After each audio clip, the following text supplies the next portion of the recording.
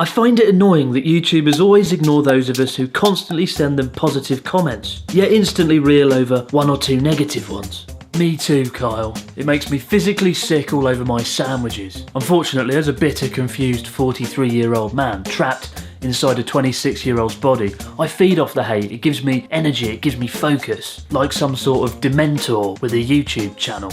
So with that in mind, we're going back in one more time into the sewers of the YouTube comment section. But I want you to remember, these comments aren't just simply from donkeys who've discovered words. They're from real, actual people with views and opinions that deserve to be heard.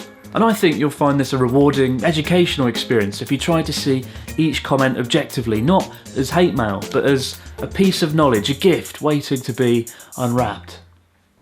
Loser ass Eurotrash cunt.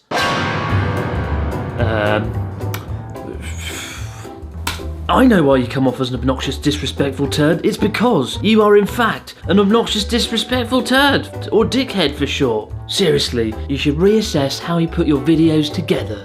Bit of a weird remark, that one, isn't it? Because there's the sentence structure of a 6-year-old, but there's also big words like obnoxious being used, so a mystery. But I have reassessed how I put my videos together, and I've decided, given that your name is Rabbit Phobia, I'm now going to put a rabbit in every single future video, irrespective of context. Because maybe then you won't come back, like you did again on another video. I can't believe how much like a little bitch you whinged about getting up at 4:30 AM. For fuck's sake, I bet there are fishmongers in that market that have been doing it for decades. If a fishmonger gets up at 4:30 every day for decades, it's probably not that difficult to do, is it? It's just your average way of life as a fishmonger.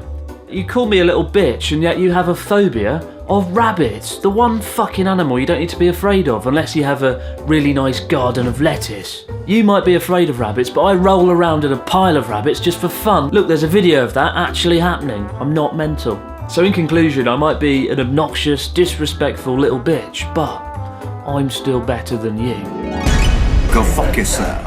And seeing as we're on the subject of terrifying animals, 2 months ago I made a video about some Japanese beef, and during the video I swore a few times, you know, like you do, like I do anyway. What I didn't anticipate was that the act of swearing in a cow-related video would be justifiable cause for outrage. You are a fucking bastard. You keep on saying fuck word publicly on your fucking videos, son of a bitch. Cow is a good animal. Respect it. Look, motherfucking dickless.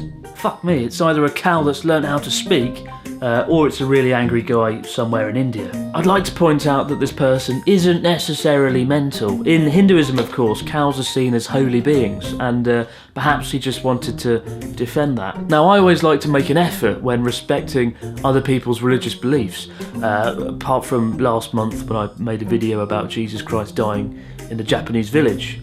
But, you know, he probably did.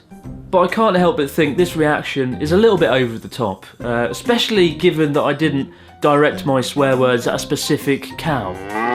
It's not as though I walked through a fucking barn methodically insulting every single cow in my field of view one by one, although now I wish I had done. Do you swear in public in other countries and think it is okay? Yeah. I'd like to think humanity has more pressing issues than me making some noises with my mouth in public. You are provocative. You are provocative. Seriously, Noah, who writes that? It sounds like an amazing tagline for a new brand of aftershave. Swear to be bold. Bold. Swear to be different. Different. Swear to be provocative. Provocative. Provocative. The new fragrance from Noah Shirakawa. Break all the rules. Just don't swear in public. There you go, Noah. Not only are you named after a guy who built a really good boat, but a weird stranger turned your stupid comments into an advert for aftershave. Now I see why some viewers are annoyed that I focus on the hate comments. That is pretty special treatment. This narrator has a bitchy smug face. Well, that's because every time I pull a bitchy smug face, your mum gives me a biscuit. Stop bouncing up and down in your vid. So annoying. It probably had some good things to say, but I couldn't watch and or listen with all that bouncing around. I don't bounce, do I? I think I'm fairly certain you're the only person, Russell Ramsey, to have this as an issue, which leads me to believe Perhaps you have some sort of gift, like a sixth sense, where you can detect physical movement in a way that most of us can't. Or you've been drinking too much coffee again in your mental asylum. Japanese hate deeply the hypocrisy manner. Turn back where you're from, never back here. A message there from Full On Cock. Oh, sorry, Fu On Cock. I like this comment because whilst it's obviously someone making an angry remark in poor English, there's also a poetic quality to it, I find. Turn back where you're from, never back here. It's the sort of thing you would say to someone who told you they loved you, but you didn't feel the same way. So they're like, oh, I love you. And you kind of go, well, I don't know, I don't feel the same way. Turn back where you're from, never back here. And they're like, yeah, I understand. I think there's a whole film waiting to be based around that one line, that entire premise. But yeah, it's amazing what ideas you come up with whilst reading comments from fucking idiots. You actually kind of look like John Oliver with glasses. Nah, I don't see it. That said, I do quite like John Oliver. He's one of 2 talk show hosts I can bear on American TV, along with Conan. I like Conan. Oh, and you did get James Corden as well, to be fair, singing songs in a car. It's really good, isn't it? Look at this pathetic white guy. He thinks Japanese people are going to accept him.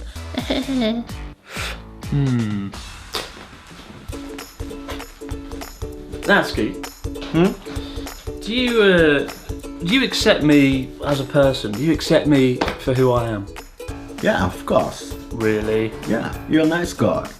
Great, that's a relief to hear. Thanks very much. But you're very smug. People like you disgust me.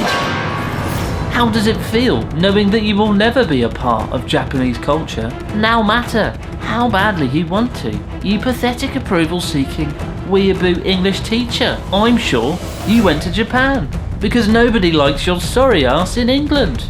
Japanese people will never accept you. Faggot. Shit. It's not every day you get successfully psychoanalyzed by a 15-year-old boy using a photo of a girl in a bikini to look cool.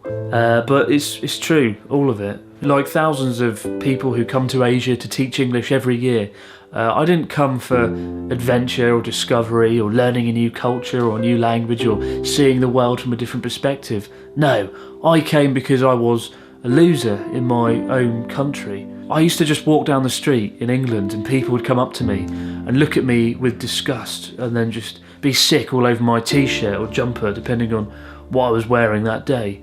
And it was horrible, you know. Do you know what that feels like? Probably not, I don't. But I decided the only logical thing that made sense, the only thing I could do was to move to Japan, you know, start again. And things have been pretty good since then. And, you know, I appreciate your concern and your kind words. So, you know, thank you. Thank you very much. Dear people who type in all lowercase, we are the difference between helping your Uncle Jack off a horse and helping your uncle jack off a horse.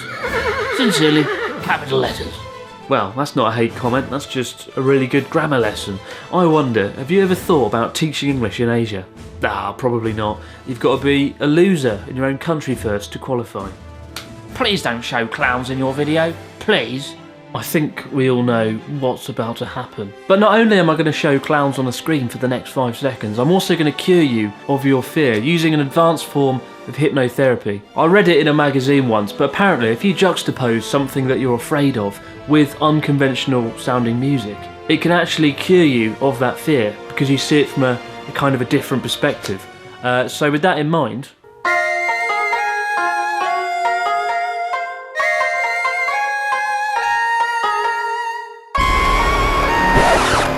yeah, it didn't work, did it? You know, at the start of this video I was optimistic that we could learn something of value from these comments, and I think looking back now in hindsight we can safely say we've learned nothing, absolutely nothing.